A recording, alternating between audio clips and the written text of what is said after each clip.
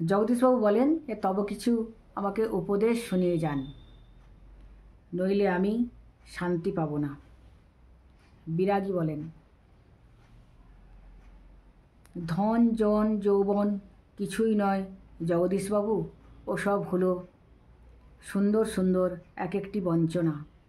মন প্রাণের সব আকাঙ্ক্ষা নিয়েই শুধু সেই একজনের আপন হতে চেষ্টা করুন, যাকে পেলে এই সৃষ্টির সব ঐশ্বর্য পাওয়া যায়। আচ্ছা, আমি চলি।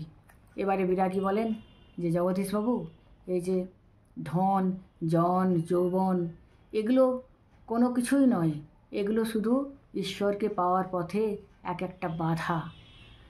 ঈশ্বরকে পেতে হলে এই সমস্ত কিছুকে তুচ্ছভাবে মারিয়ে ঈশ্বরের সঙ্গে সম্পূর্ণ একাত্ম হতে হবে। এক মনে তাকে পাওয়ার জন্য প্রার্থনা করতে হবে, সাধনা করতে হবে। কোনো কিছুর উপর লোভ লালসা করা যাবে না।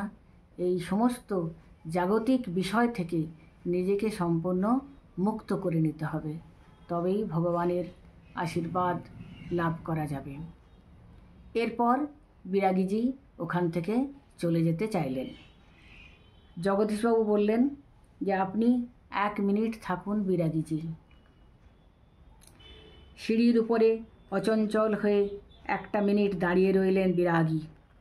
আজকের চাঁদের আলোর চেয়েও স্নিগ্ধ হয়ে এক জ্যোৎস্না যেন বিরাগীর চোখ থেকে ঝরে পড়েছে। ভবতোষ ফিসফিস করে, না না, ওই চোখ কি হরিদার চোখ হতে পারে? অসম্ভব।